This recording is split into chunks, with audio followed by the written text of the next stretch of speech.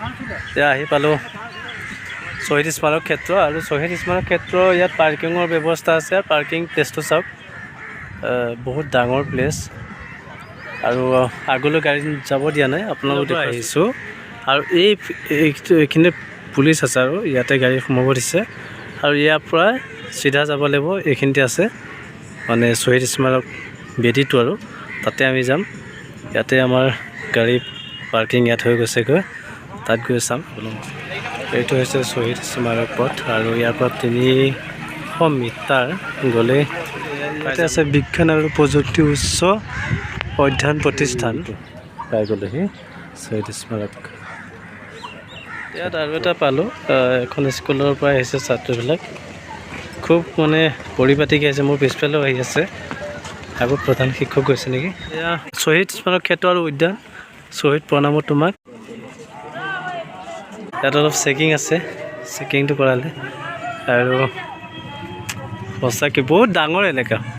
এইটো শ্বহীদ, ইয়াত প্ৰৱেশ এইফালে যাব লাগিব, এইফালে যাম ব'ল।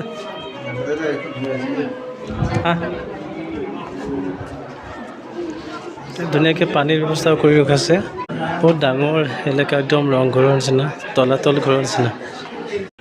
এইখিনি দেখিছে একদম বৰ্ডবিলাক খুব ধুনীয়াকৈ বহি আছে। আৰু এইটো হ'ল ভিতৰ চৰত আমি যিহেতু সোমাই আহিলোঁ আৰু এয়া আমাৰ অসমৰ মানচিত্ৰ, লগতে জয় আই অসম। জয় আই অসম এইটো হৈছে আমাৰ অসমীয়াৰ আৱেগ, অসমীয়াৰ স্বাভিমান, অসমীয়াৰ গৌৰৱ। এইটোৱে মোক বিৰাট ভাল লাগিলে। এয়া হৈছে 855 জন শ্বহীদৰ স্মৃতি আৰু এই স্মৃতিসমূহ দেখি বৰ বেছি ভাল লাগিল, কাৰণ অতীত আমি কেতিয়াও পাহৰিব নালাগে, তাৰেই প্ৰমাণ। আৰু আপোনালোকে ওপৰলৈ যোৱা যিটো ষ্টেপ দেখুৱাইছে, মানে ভিতৰত এটা মানে বৰ বেলেগ ধৰণৰ এটা তম্বুৰ নিচিনা বনাইছে আৰু তম্বুৰ এটা ষ্টেপে ষ্টেপে গ'লে গ'লে ওপৰত উঠিব পাৰে। এইটো তলৰ ষ্টেপৰ পৰা ওপৰৰ ষ্টেপ আৰু বস্তুটো মানে যিটো ডিজাইন কৰিছে, মানে ইয়াত থাকিলে নালাগে যে আমি অসমতেই আছোঁ বা অসমৰে এটা প্ৰতিচিহ্ন বা অসমৰ এটা প্ৰতীক।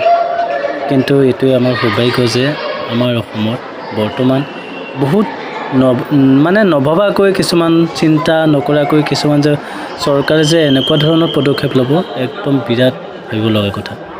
আৰু এইটো হৈছে যোগাসন, ইয়াত যোগ কৰিব পাৰে আৰু যোগ কৰিব পাৰে মানে ইয়াত মানে আহি মানুহে বিশ্ৰামো ল'ব পাৰে বা এই ঠাইখিনি মানে নিৰ্জন ঠাই আৰু ধুনীয়াকৈ সময় কটাব পাৰে, ভাল লাগে। ময়ো যিহেতু অলপ সময় ময়ো বহিছিলোঁ আৰু এইটো হৈছে বাহিৰৰ